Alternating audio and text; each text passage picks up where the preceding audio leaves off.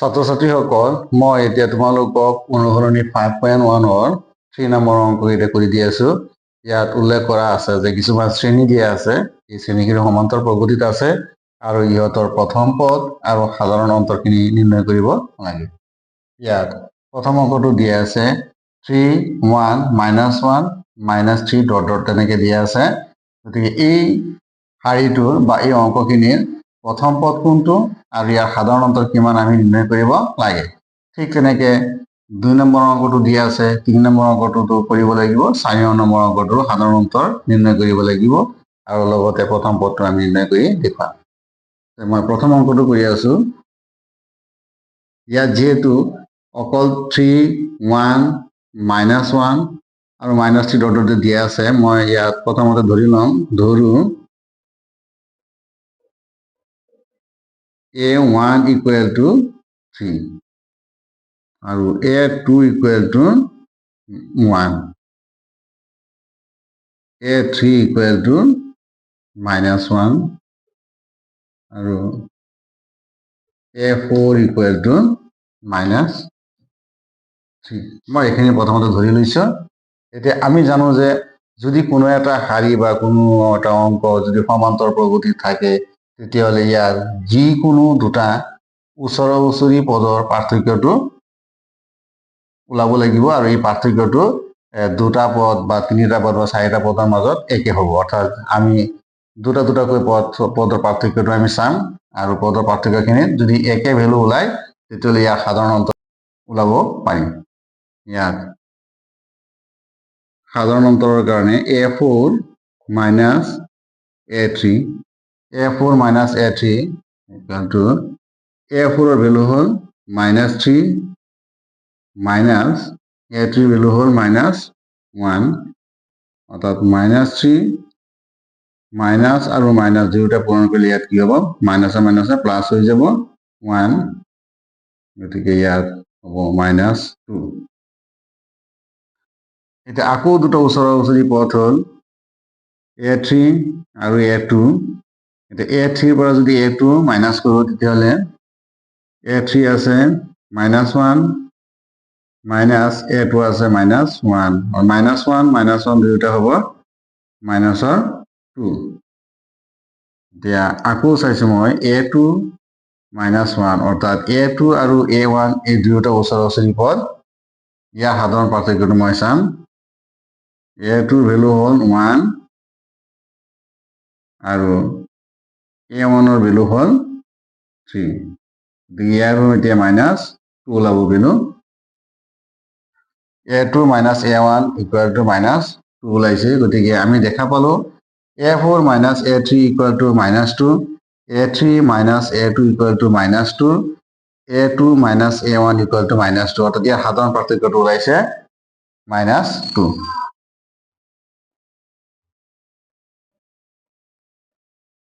সাধাৰণ পাৰ্থক্য D equal to -2। যেহেতু সাধাৰণ পাৰ্থক্যটো D equal to -2 ওলাইছে, গতিকে ইয়াৰ প্ৰথম পদটো হ'ব A1। ইয়াৰ প্ৰথম পদ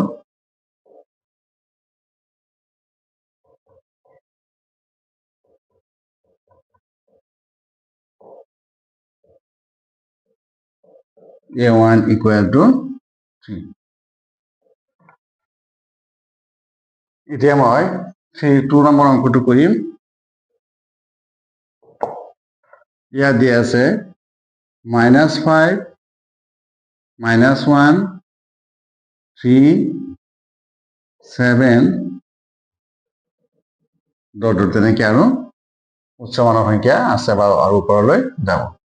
ইয়াত ধৰো প্ৰথম পদ বুলিয়ে নহয়, মই A1 হিচাপে ধৰিম। ধৰো A1 equal to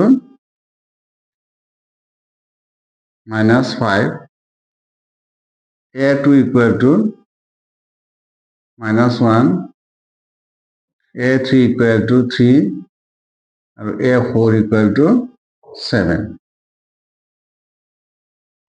এতিয়া এই সমান্তৰাল প্ৰগতিটোৰ, এইটো যিহেতু সমান্তৰাল প্ৰগতিত আছেই, গতিকে এই সমান্তৰাল প্ৰগতিটোৰ সাধাৰণ পাৰ্থক্যটো নিৰ্ণয় কৰিব লাগিব। এতিয়া মই সাধাৰণ পাৰ্থক্য নিৰ্ণয় কৰিবৰ কাৰণে মই প্ৰথমতে যিকোনো দুটা ওচৰা-ওচৰি পদৰ পাৰ্থক্যটো মই চাম। এতিয়া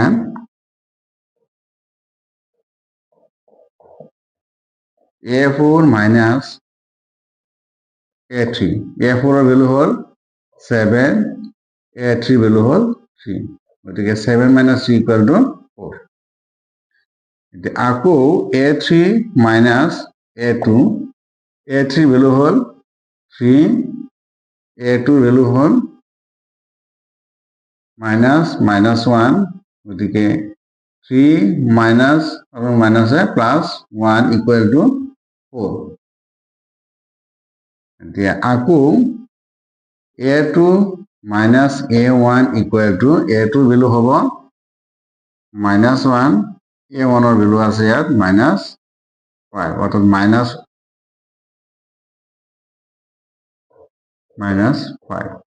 এতিয়া -1 আছে প্লাস 5 equal to 4. গতিকে ইয়াত মই দেখা পালো যিকোনো দুটা ওচৰা-ওচৰি পদৰ পাৰ্থক্য 4, গতিকে ইয়াৰ সাধাৰণ অন্তৰ হ'ব 4. উক্ত সমান্তৰ প্ৰগতি সাধাৰণ অন্তৰ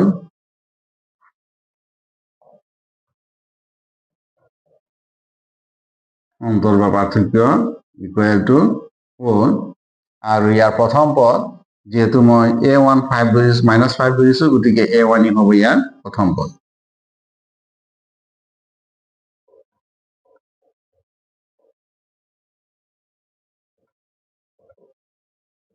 প্ৰথম পদ হ'ব -5, ইয়াৰ প্ৰথম পদ হ'ব -5।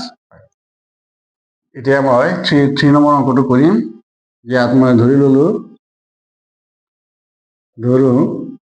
A1 ধৰিলো 1/3, A2 ধৰিলো 5/3, A3 ধৰিলো 9/3 আৰু A4 ধৰিলো 13/3। যেহেতু এই শ্ৰেণীটো সমান্তৰ প্ৰগতিত আছে, গতিকে ইয়াৰ সাধাৰণ পাৰ্থক্যটো উলিওৱা অত্যন্ত প্ৰয়োজন। এতিয়া মই চাম ইয়াৰ সাধাৰণ পাৰ্থক্যটো কিমান আছে। ইয়াত সাধাৰণ পাৰ্থক্যটো নিৰ্ণয় কৰিবলৈ হলে যিকোনো দুটা ওচৰা-ওচৰি পদৰ পৰা ওচৰা-ওচৰি পদ দুটা বিয়োগ কৰিব লাগিব। A4 minus A3, A4 হ'ল 13/3 minus 9/3,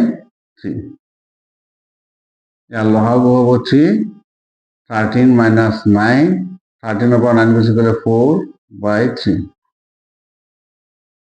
A2 minus A3 minus A2, A3 value হ'ল 9/3 minus A2 ভ্যালু হ'ল 5/3. এই দুয়োটা পদৰ লসাগু হ'ব অকল 3, 9 minus 5 equal to 4/3.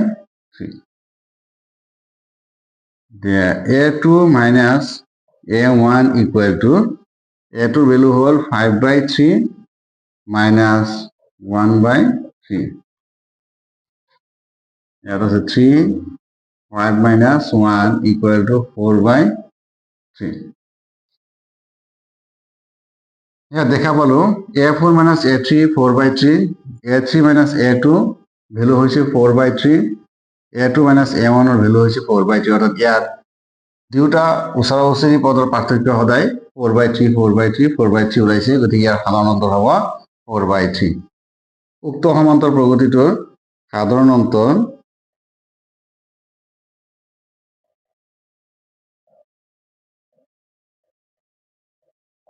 D equal to 4/3, আৰু ইয়াৰ প্ৰথম পদটো হ'ব, যেহেতু সাধাৰণ পাৰ্থক্যটো ওলাই আহিল, গতিকে ইয়াৰ প্ৰথম পদ হ'ব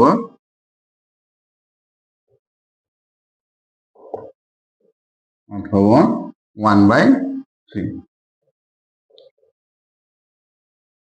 এতিয়া মই 4 নম্বৰ অংকটো কৰিম। ইয়াতো প্ৰথমতে মই ধৰিলো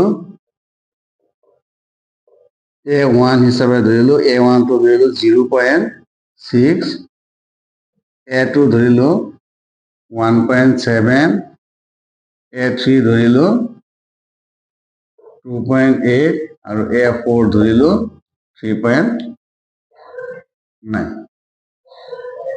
গতিকে যিহেতু এই শ্ৰেণীটো সমান্তৰ প্ৰগতিত আছে, গতিকে মই ইয়াৰ সমান্তৰ প্ৰগতিটোৰ সাধাৰণ পাৰ্থক্যটো নিৰ্ণয় কৰিম।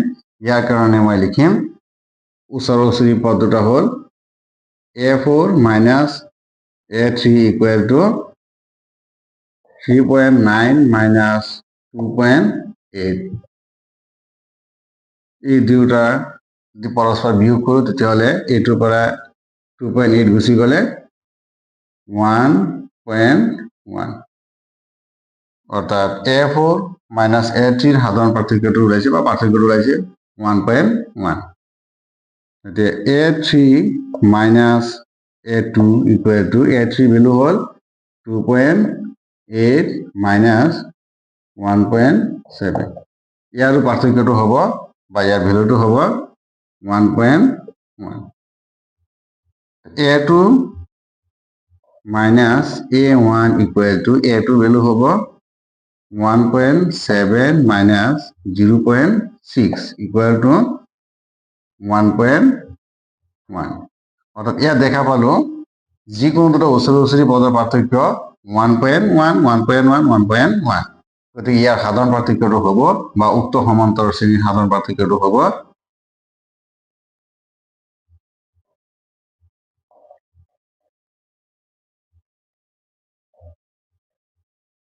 1.1 আৰু ইয়াৰ প্ৰথম পদ